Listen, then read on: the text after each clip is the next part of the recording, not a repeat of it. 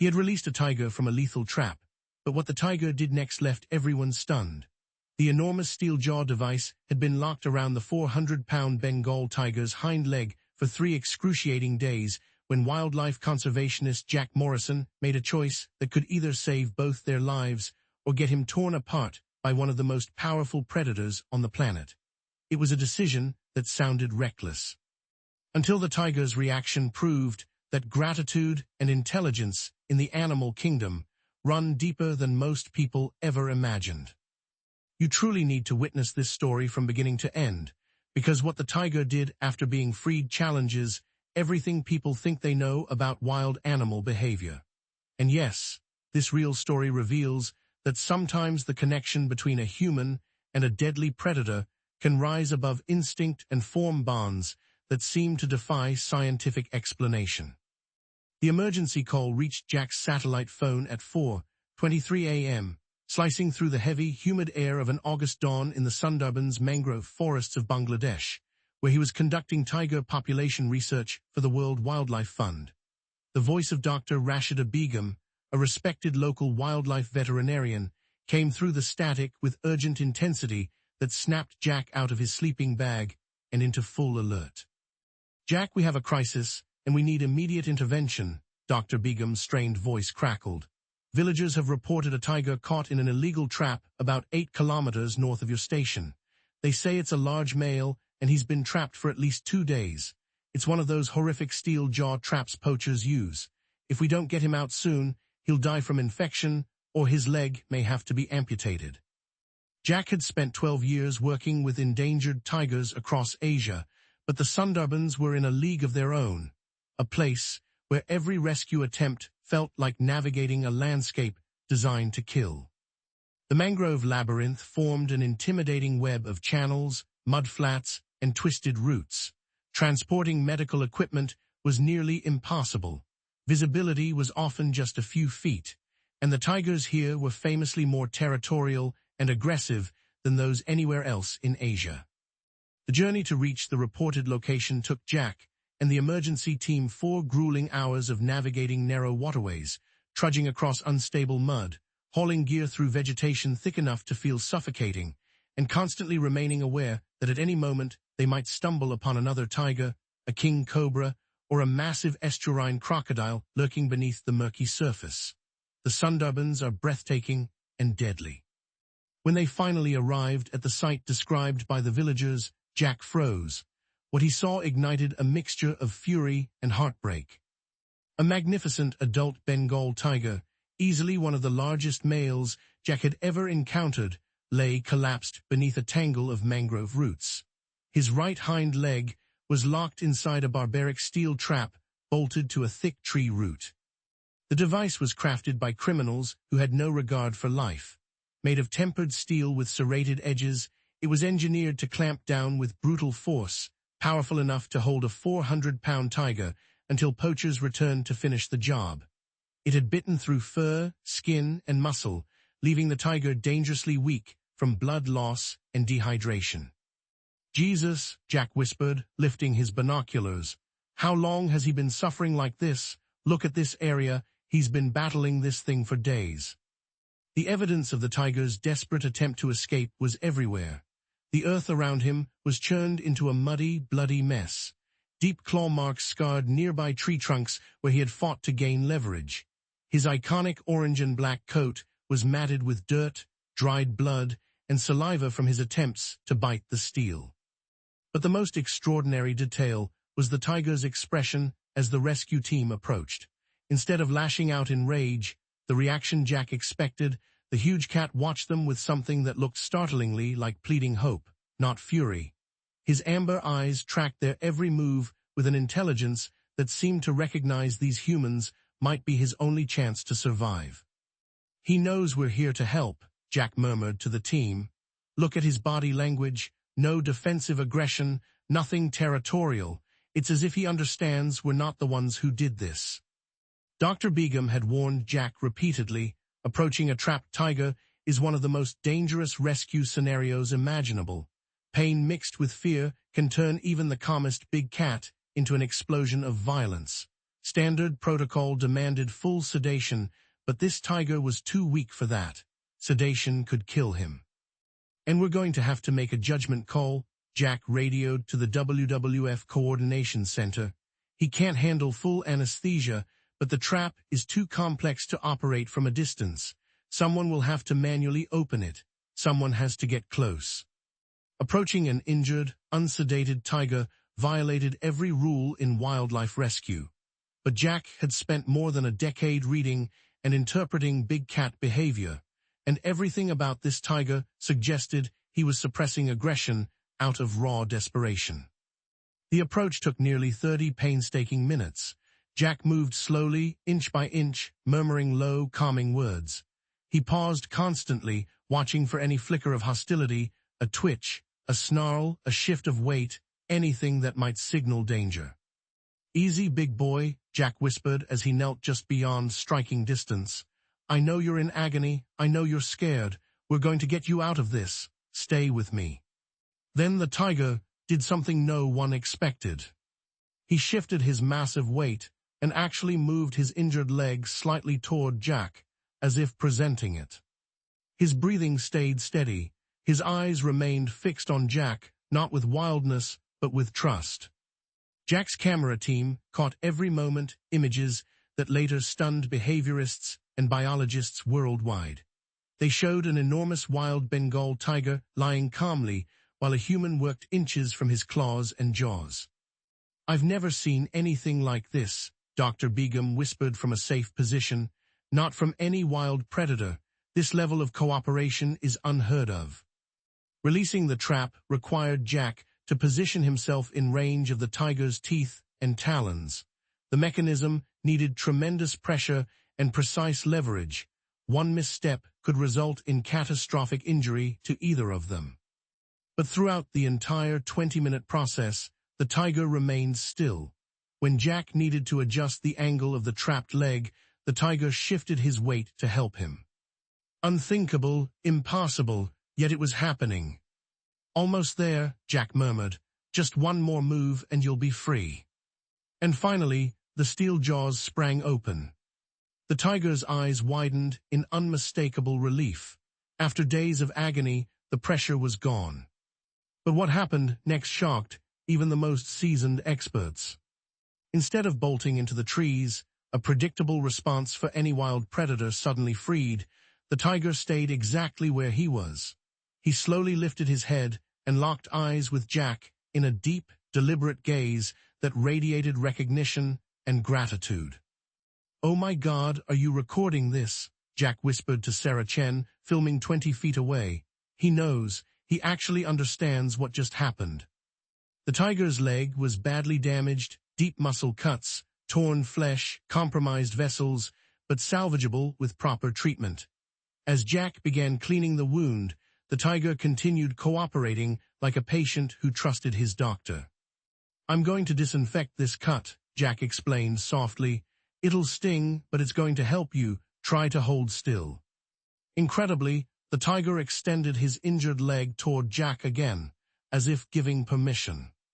For 90 minutes, Jack cleaned the wound, administered antibiotics, and bandaged the leg, all while the tiger watched him with calm, intelligent awareness. "This is unprecedented," Dr. Begum later told a documentary crew. "This tiger allowed medical treatment that normally requires full sedation.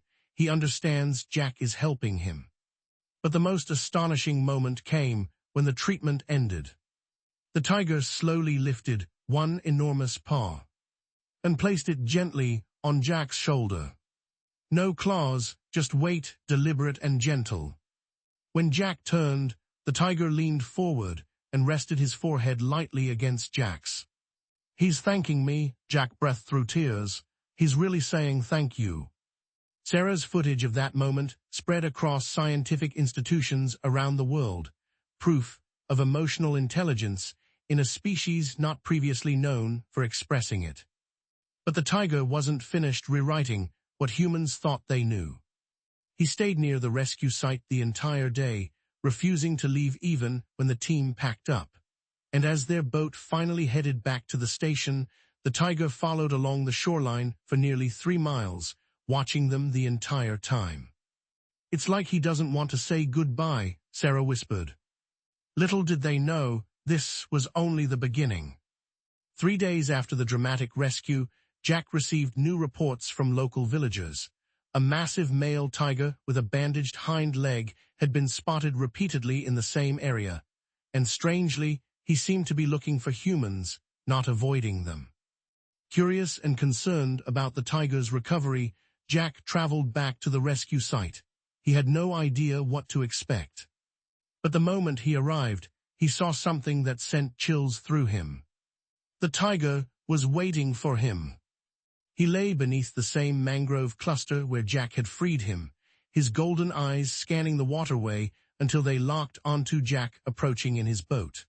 And when they did, the tiger's entire posture shifted, not with aggression, but with unmistakable recognition and what seemed like excitement. Satellite tracking later confirmed that the tiger had returned to that exact spot every single day since the rescue, spending hours lying there, as if expecting Jack to return. "This is completely unheard of," Jack murmured into his radio. "He's seeking out human contact, not avoiding it. This goes against every survival instinct wild Bengal tigers are known for." The reunion was filmed by a National Geographic crew eager to document this unprecedented behavior. As Jack stepped onto the mudflat, the tiger approached him slowly, tail lifted, a greeting gesture tigers normally reserve for familiar companions. Then he lay down, rolled slightly, and extended his injured leg for Jack to examine, just as he had done during the initial rescue. Jack gently removed the bandaging. The wound was healing beautifully. "No infection, good circulation, this is incredible," he told the camera crew. "Medically, he's recovering perfectly." But the emotional aspect overshadowed the medical. The tiger wasn't just tolerating Jack, he was actively choosing to engage with him. Wildlife scientists struggled to explain it. Dr. Michael Harrison of the International Tiger Conservation Foundation arrived to observe the interactions. After 2 weeks of research, he published findings that would shake the scientific community. This tiger displays the ability to recognize individual humans, remember past experiences, and express sustained gratitude, Dr. Harrison wrote. These behaviors indicate a level of emotional intelligence previously unrecorded in Bengal tigers. The bond between Jack and the tiger quickly became a symbol of hope. Conservation programs across Asia used their story to teach communities about empathy and animal intelligence. Wildlife specialists began reevaluating how they approached big cat conservation, acknowledging deeper emotional capacities than previously believed. The tiger's presence helped reduce poaching activity in the region. Locals believed the bond between the tiger and the conservationists was sacred, and poachers feared the area. Word spread of the grateful tiger who protected the forest. Months passed, and the tiger continued thriving. But 6 months after the original rescue, Jack received a radio call that made his heart drop. The same tiger, his tiger, was in grave danger. "Jack, you need to come immediately," Ranger Karim Hassan warned. "Your friend is injured, badly. He got into a territorial fight with younger males, and he won't let any of our vets get close." Jack wasted no time. As he moved through the mangrove channels toward the coordinates, dread knotted his stomach. When he arrived, he found a heartbreaking scene. The tiger lay beneath the same mangrove cluster where their bond had begun. Fresh claw marks tore across his shoulder, and a deep bite wound marred the side of his neck. He had refused food and water for 36 hours. Every veterinarian who approached had been met with clear signs of aggression. Dr. Patel explained, "He won't let anyone near him. If we can't treat those wounds soon, he won't survive." But then Jack stepped off his boat, and everything changed. The tiger's head lifted instantly, eyes brightening with unmistakable recognition. Despite his pain, he forced himself to his feet, limped forward several steps, and then lowered himself back down, facing Jack. "Hey there, big guy," Jack murmured. I heard you've been giving everyone a hard time, but I think you'll let me take a look, won't you?" The tiger responded by rolling slightly to the side, exposing his wounded shoulder and neck, an explicit invitation for Jack to examine him. The veterinarians watched in stunned silence as Jack approached and began assessing the injuries unchallenged. "This is beyond extraordinary," Dr. Patel said, shaking his head. "Pain usually makes wild animals more dangerous, but this tiger trusts Jack more than his own instincts." The wounds were severe.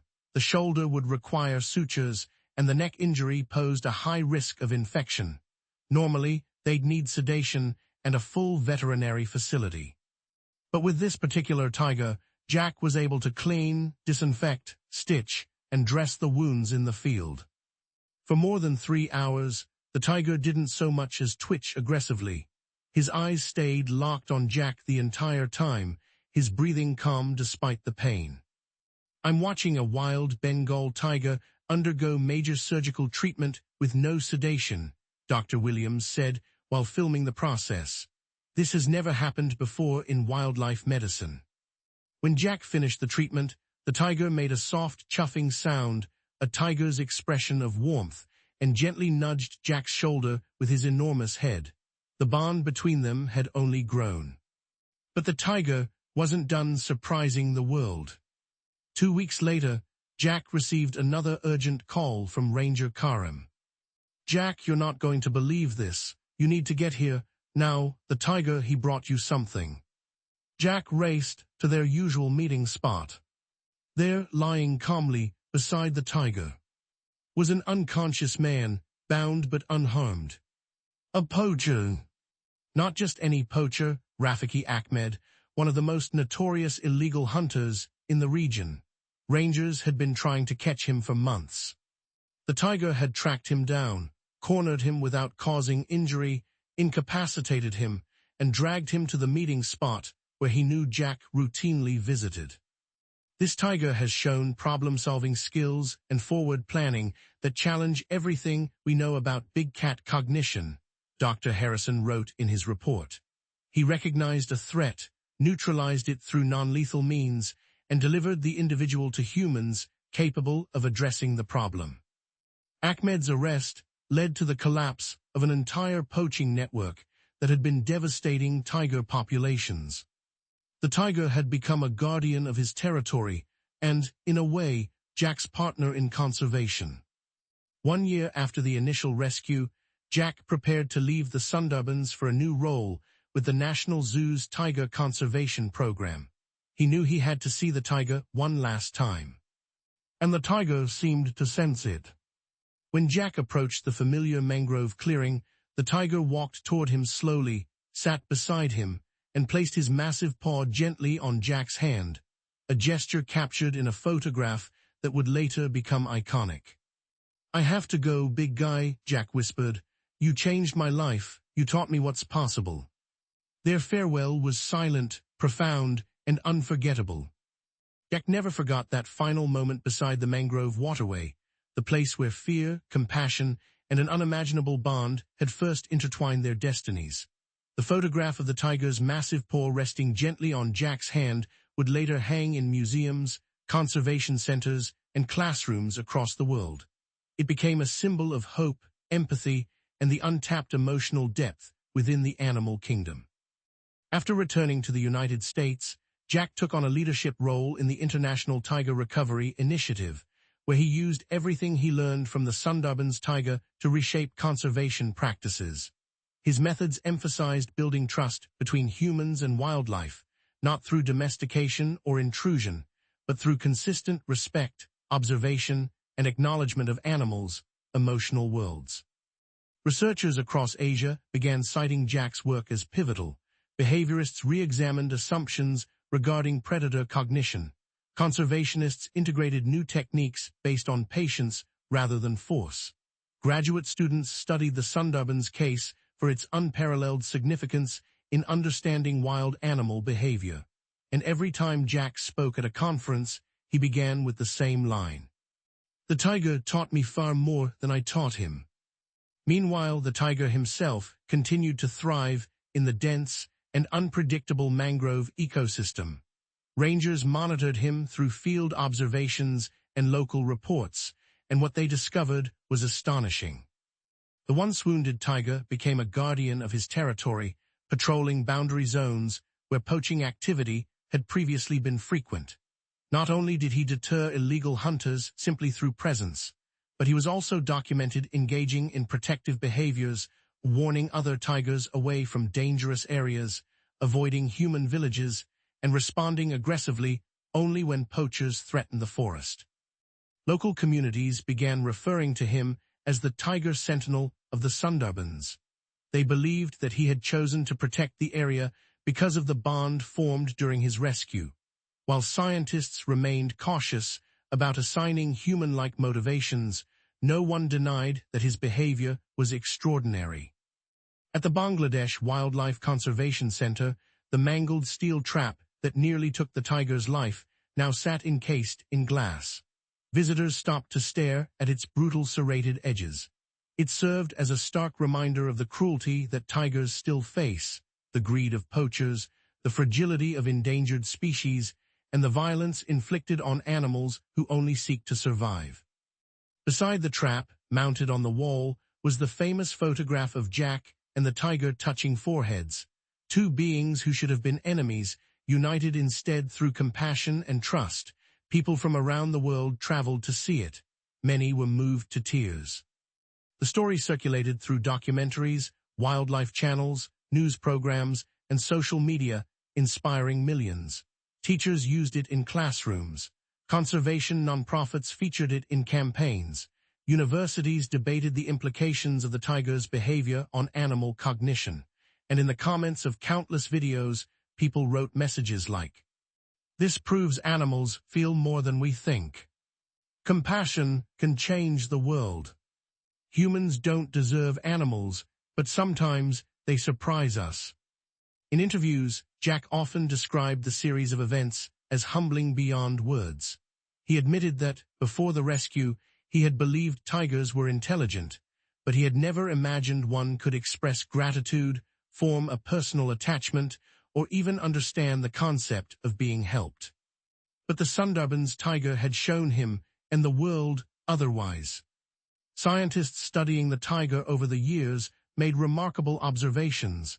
He displayed long-term memory, remembering Jack even after long periods apart.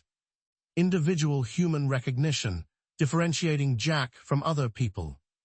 Emotional complexity, showing affection, trust, and what appeared to be loyalty. Problem-solving abilities, tracking and capturing a poacher without harming him. Adaptive behavior, changing his view of humans based on positive experience.